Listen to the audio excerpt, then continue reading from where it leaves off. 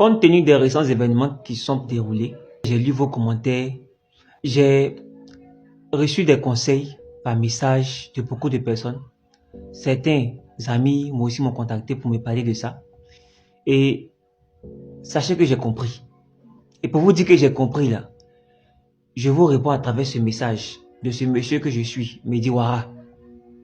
Vous allez voir que ce qu'il va dire là, ça rejoint pratiquement ce que vous avez pensé. Et une fois qu'on aura écouté ensemble, je vais venir maintenant donner mon point de vue sur la situation en question. Donc on écoute la vidéo et puis après on revient. Parle avec bon sens à un idiot et il te prendra pour un fou. La sagesse n'est pas rejetée parce qu'elle est fausse, mais parce qu'elle est inconfortable. L'ignorant ne cherche pas la vérité, il cherche la validation.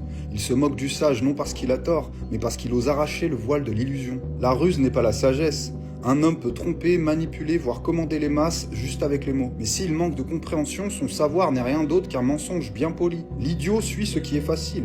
Le sage suit ce qui est vrai, et pourtant la sagesse est un chemin solitaire, car la plupart préfèrent être réconfortés par le mensonge plutôt que mis au défi par la vérité. Il n'est pas de plus grande tristesse sur terre que la perte de la sagesse. La véritable tragédie n'est pas que les hommes soient trompés, mais qu'ils ne souhaitent même pas être libres.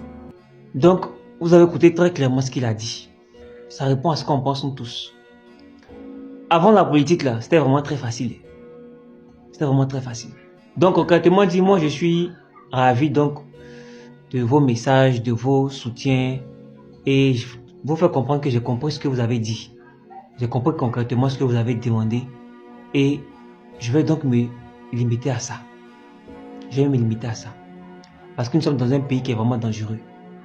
Même le père Abou Sissé, l'imam Abou Sissé, nous a dit ici que nous n'oserons plus parler de l'ethnicité.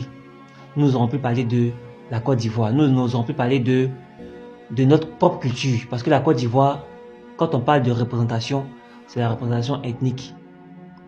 Donc, j'ai bien compris ce que vous m'avez demandé de faire. Donc, à partir d'aujourd'hui, je vais me limiter juste aux faits.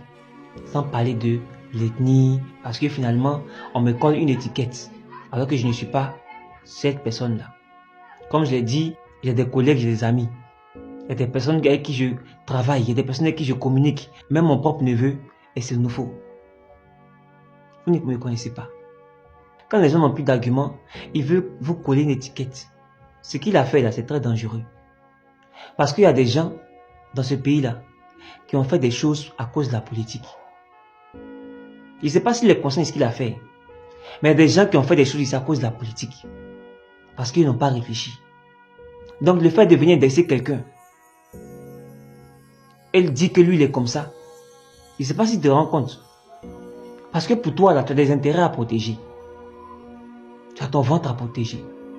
Et je ne sais pas si ça vous arrange de diviser les gens. Si ça vous arrange de diviser les Ivoiriens, je ne sais pas si ça vous arrange. Moi par exemple là, je ne suis pas bêté. Je suis Atié. Patrick Hachi là, il est Atié non? Il est au RHDP. J'aurais pu me mettre et dire que je suis RHDP parce que Patrick Hachi est président de l'Assemblée nationale par exemple. Mais je ne le fais pas. Parce que j'estime que ma conscience morale là, parce que j'ai réfléchi, je n'ai pas à choisir mon parti politique par rapport à mon appartenance ethnique ou religieuse. Donc concrètement, ce qu'il a fait là, j'ai trouvé ça vraiment ridicule et dangereux à la fois. Parce que nous sommes dans un pays où les gens font tout et n'importe quoi. Au même titre que toi tu as un compte, c'est comme ça au même titre que moi j'ai un compte. La même chose du fait que tu as une visibilité, c'est comme ça aussi que moi aussi j'ai une visibilité. Donc on te reconnaît de la rue, moi aussi on me reconnaît de la rue. Donc le fait de venir dire que moi je suis xénophobe,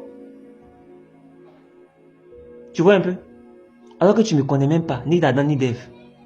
Tu ne sais même pas qui je fréquente, tu ne sais même pas qui je travaille matin, midi, soir. La Côte d'Ivoire a une histoire. C'est notre histoire. C'est notre histoire. Mais comme je l'ai dit, j'ai compris vos conseils. Donc à partir d'aujourd'hui, là, je vais seulement me limiter à ce qui est. Sans parler de l'ethnicité ou bien de la religion. Parce que je sais très bien où les gens veulent en venir. Donc on va éviter cette partie-là.